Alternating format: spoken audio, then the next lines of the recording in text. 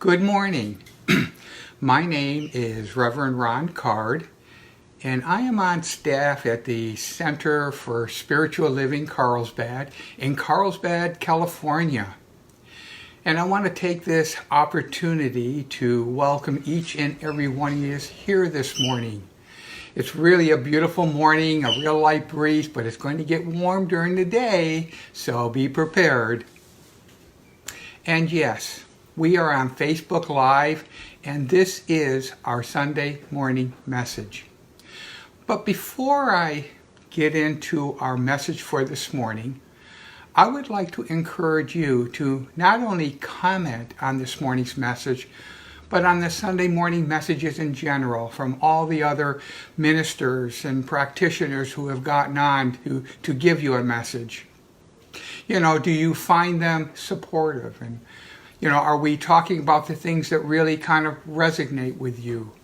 What things would you like us to talk about? With so much going on in the world right now, I'm sure there is quite a bit to talk about. And please, share a comment with us on how we are doing. Are we doing a good job? What challenges are you having? Are you hearing us all right? And also, and I think probably most importantly, if you need prayer, or if you would like someone to pray with you, please let us know. We have a talented group of ministers. We have myself and Reverend Lori and Reverend Dr. Almendraw and Reverend Kate and Reverend Dr. Maddie Dobbs. There's so much talent there. And also the many practitioners that we have at our center. We are here for you. So please, let us know. You can either email us at truthliving@aol.com. And if you would just like us to do a prayer for you, just put your name in and what you'd like us to pray on. Or you can call 760-434-9579. But I want you to know we're there for you. We're here to support you. We do this every week for you. Every month we adopt a theme at our center, and of course this month's theme is Lessons Learned. And this is the beginning of the month, so I actually get to talk about this first, and I'm really excited about that. The theme's Lesson Learned resonates with me because I think when I hear that term's lessons learned, this is life. This is how life unfolds through us so we can discover the truth. This is the name of my talk this morning. And what I want to do is I want to give you a couple examples of lessons learned. But before I do that, the actual name of my talk is Those Aha Moments, because I think of lessons learned as aha moments. Because we discover something that allows us to move forward, that allows us to take that step that maybe we've been hindering at. But getting back to my story, this is a story about a jacuzzi gazebo story. And it's something that really happened to me that I actually learned some lessons from. About 30 years or maybe a little longer, my wife and I, Linda, we purchased our first house together. And this house was located in Vista, California. And it was in an equestrian community, so we could have horses. They had horse trails, they had walking trails. It was really in a beautiful part of Vista. And about a year later, after we were in it, we went to the Del Mar Fair because when you go to the Del Mar Fair, you can get ideas what to do, for your house, or things you can bring home that would add to what you already have at your house. And as we were walking around, we spotted jacuzzis. And we thought, wow, why not get a jacuzzi? That would be great. We could put it off our bedroom. We could make a little ramp to the jacuzzi. And then that way there we'd be able to jacuzzi. And when our kids and our friends come over, we have something to do. We can jacuzzi. And so they went ahead, we bought it and they delivered it, and really a nice jacuzzi. It was surrounded in redwood, and then there was a gazebo attached to it. And the gazebo actually had this little area for a bar, so if you didn't want to get into the jacuzzi, you could actually have a drink or something and sit and talk with people who were into jacuzzi. Well, after about, I'd say 4 or 5 years, the gazebo on the jacuzzi started looking a little like faded. You know, it started getting these like little hairline cracks in them. And so I came up with the idea, you know, why not refinish it with more redwood? That way there it would bring it back to that fresh look, and that way it would stop the crack from cracking. It would keep it from checking. And so I found the screws that attach the gazebo to the jacuzzi, and I took them all out. And then I went and I got this huge piece of cardboard and I broke it down and put it right behind it.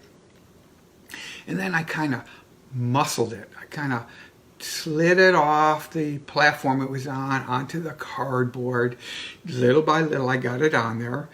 And when it was all on there, I kind of moved it away a little bit because because I was going to spray the redwood on, you know, the gazebo, because that was the easiest way to do that. And I didn't want it near the cover because I didn't want to get redwood on the cover. So as I got it positioned where I wanted, it was kind of getting dinner time. And so I just kind of left it standing there, and I went in for dinner, and we had dinner, and then a little later on we were sitting there watching TV. And my wife Linda, she said to me, you know, if I were you, what I would do is I would take the jacuzzi and I could help you, and we'd put it on its side so that way there, if a wind comes up at night, it won't blow it over and damage it. And I had thought about that, and I'd also thought to myself too, a wind. You know, here we are in kind of like summer, you know, a wind come along. I mean, it was heavy. I mean, I really had to struggle moving it over, thinking, how is it going to blow the gazebo over? And so I didn't move it, didn't heed her word. And before we went to bed, she said, I want you to know, I told you so. And I thought, oh, that's not good. Anyways, we went to bed, and I got up the next morning. And as I was sitting there on the bed, she passed by, didn't say anything. And I thought, ooh, this doesn't sound too good.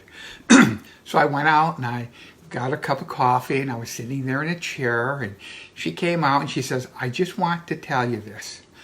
I told you so. And I thought, oh gosh, what happened?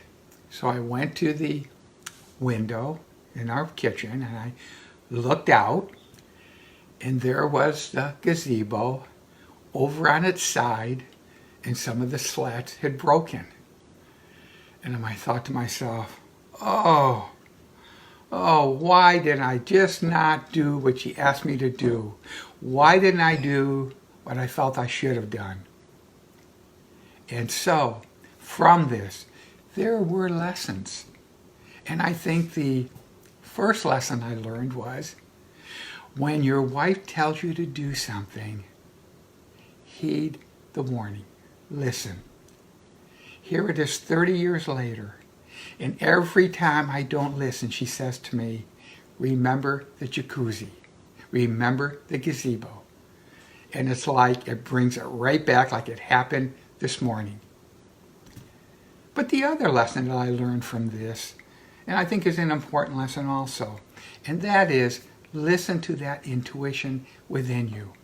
When you hear that voice within, whether soft or however it comes, heed it, listen to it. Because if I would have listened, I wouldn't have had to repair my jacuzzi. I wouldn't have had to go through all the work on getting it back on the jacuzzi like I did. So that is actually one of the lessons I learned, or one of the many lessons that I learned. And what I want to do is I want to tell you another story. And this story deals with purchasing of my Toyota Prius. It's an interesting on how you attract things in your lives. And if you really pay attention, I mean, there are cues to how we can attract even more in our lives. You know, I have been in this teaching for, I would say, science of mind for probably 25 plus years. And it's amazing how sometimes we get off track. We all get off track. You know, we don't practice what we've learned. And we don't practice what we teach because I teach this teaching. I love this teaching that much. But this story has kind of changed my way a little bit on how I think and how I do things.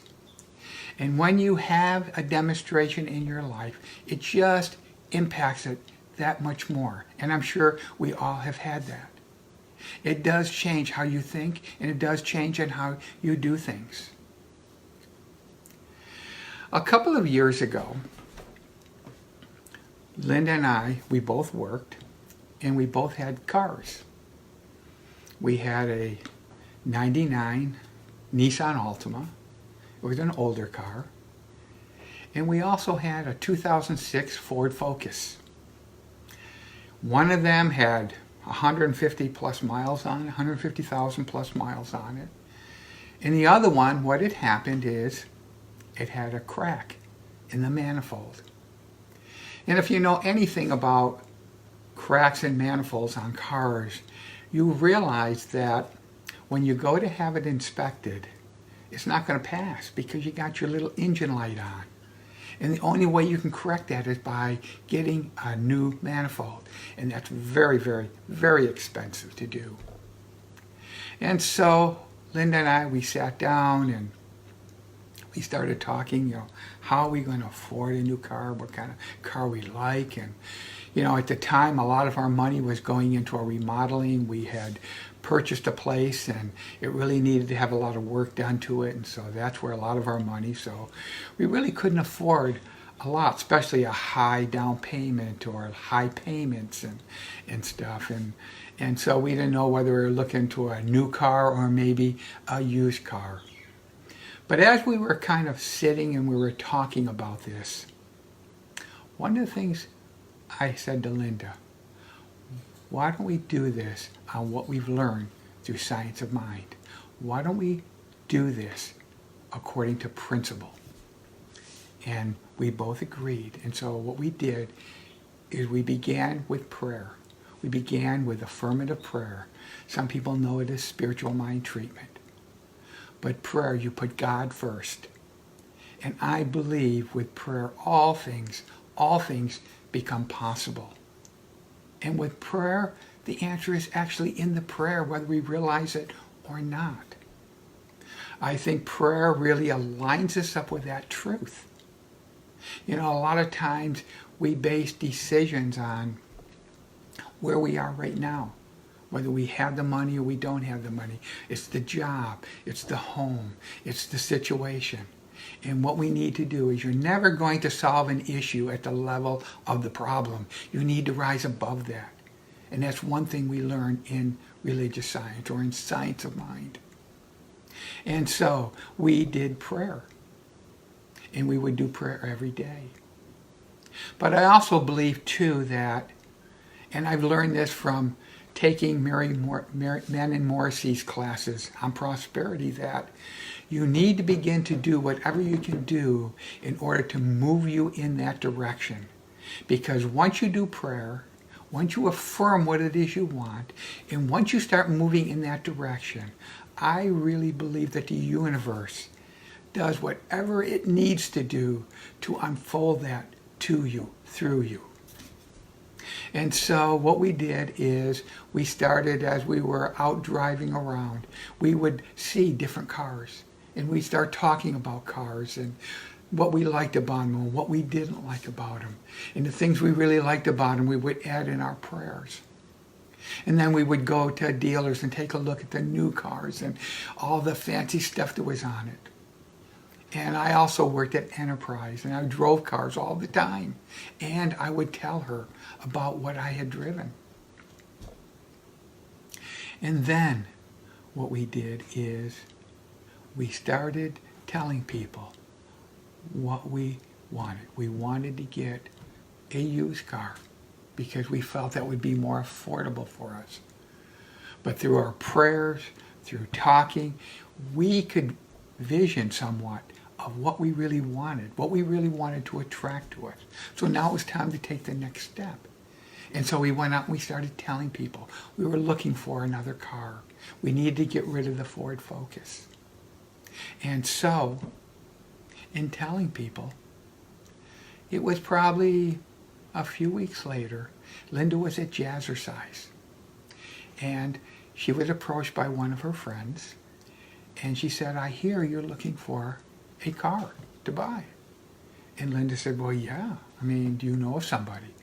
And she said, well, it's funny you ask because I have a car that I want to sell. She said, it was my husband's car and he passed away a few years ago.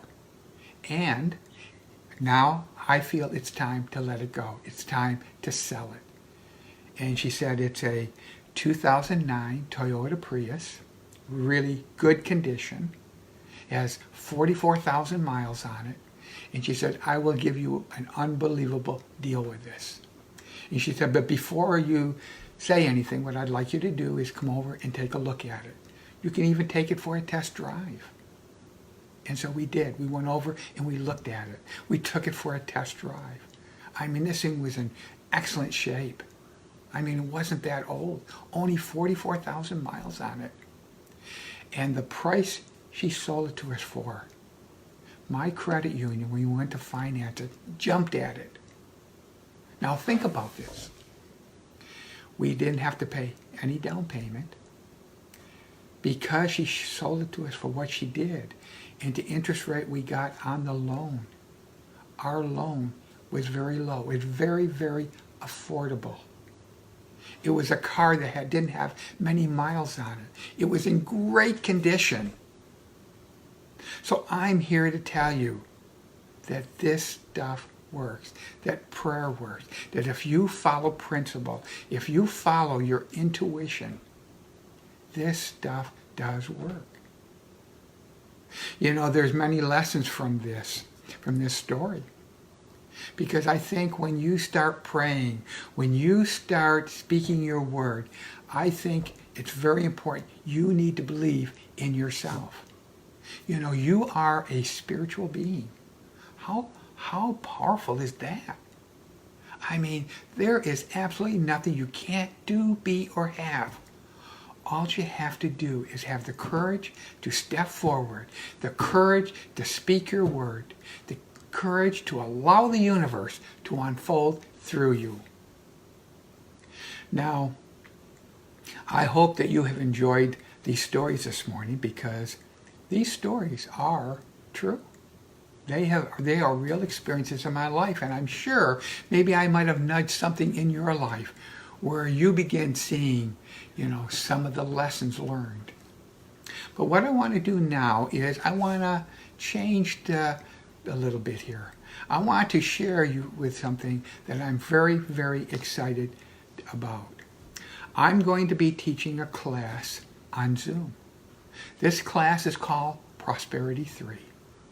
This is a Mary Manning Morrissey's class, and I'm sure many of you have heard of Mary Manning Morrissey or maybe even taken one of her prosperity classes. She has had Prosperity 1, she's had Prosperity 2, which I've taken Prosperity 1. But Prosperity 3, it excels beyond these first two classes. They call this Prosperity 3 class Full Spectrum Wealth. Not just wealth in money, even though money is included, but prosperity and health. You may have a health issue. On your well-being, love, on relationships. You may have relationship challenges, vocation, jobs, and freedom. This class has changed my life in so many ways. And that is why I want to teach this class. I want to give everyone the same opportunity that I have had. The thing that captured me the most, and we learn this in Science of Mind, and that is, if you keep thinking the same things, if you keep doing things the same way, and you expect different results, isn't that a little chaotic? But this is what this class teaches. It teaches you to think differently, and it teaches you to act differently. Now, I am offering this 7-week class, and I call this 7-week class an experiment in changing your life to live a life you want. Now, this class begins on Monday, September 28th, and it's an evening class. It's from 6:30 to 8:30 for 7 weeks, 7 different experiments. Now, if you would like to sign up for this class, or if you have any questions, please email me at truthliving@aol.com or call 760-434-9579. I will get back to you. I think this class is exciting, and I think you will find it exciting and life-changing. Before I go, what I also want to do is I want to wish my granddaughter, Brittany, happy birthday. I hope your day is filled with blessings. I hope it's filled with love and magic. Happy birthday, Brittany. And I also want to thank you for joining me this morning. I hope to hear from you. Thank you.